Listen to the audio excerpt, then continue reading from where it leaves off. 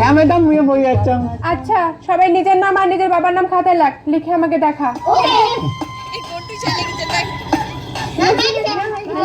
কই দেখি তোদের দুজন একটা দে।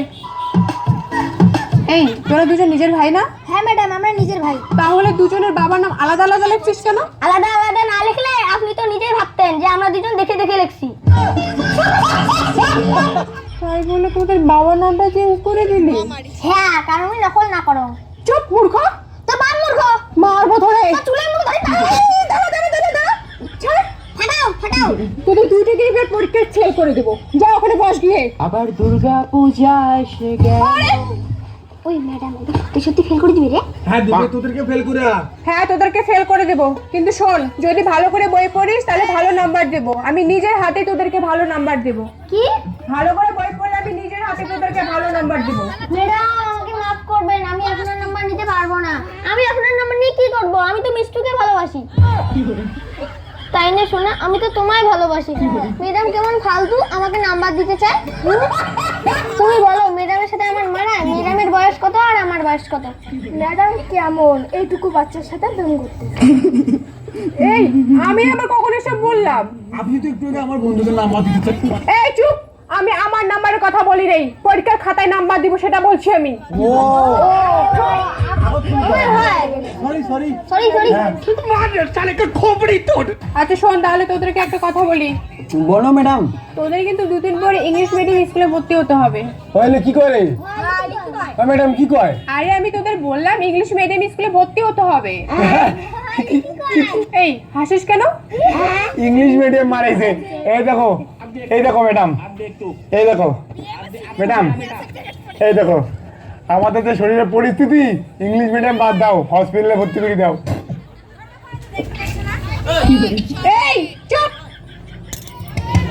এই শোন আমি কোশ্চেন করছি অ্যানসার দে। 1947 সালে 15 আগস্টে কি হয়েছে?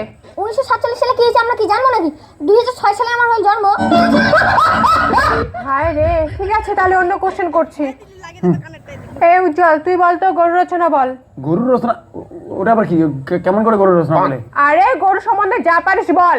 ও গরু তো আমাদের গৃহপালিত পশু। আমাদের গোয়াল ঘরে থাকে, পশ্চিমের ঘরে থাকে। গরু ঘাস খায়, কিন্তু আমাদের বন্ধু খায় হচ্ছে খৈনি, বিড়ি।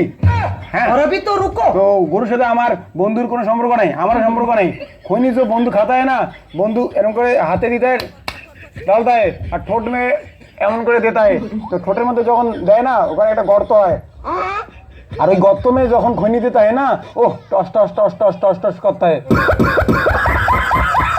বন্ধুরা যে খৈনি খায়, ওটার সাথে কিন্তু গরুর কোনো সম্পর্ক নাই। গরুর সম্বন্ধে আমার এইটুকুই জানা। কি ভাই কি ছাত্র আসছে রে আমার এখানে। এই আজকের জন্য তোদের ছুটি, তোরা যা। ছুটি কিন্তু পার্টনার তো নাই। আচ্ছা শোনো একটা কথা বলবো? হ্যাঁ বলো না। আরে ছেলে তো, তবে আমি তোমার সঙ্গে থাকবো। ধনীর সাথে কি সাথ? কারণ আমার বাবা মা অনেক ধনী আর আমার অনেক খরচা। ও তাই? ওই যে আকাশে দেখো। কি বুঝলে? বাবা যাচ্ছে বাজারে, দেখি এলু কিনতে। আপনাদের সামনে একটি হাস্যকৌতুক। বাবার কথা আবার দুর্গা পূজা এসে গেল। এই বাড়ি যাওয়ার আগে একটু বিড়ি টিড়ি খাই। কিরে কই গেছিলি তোরা? তুই কর। কাকু পড়াশোনা করতে গেছি স্কুলে।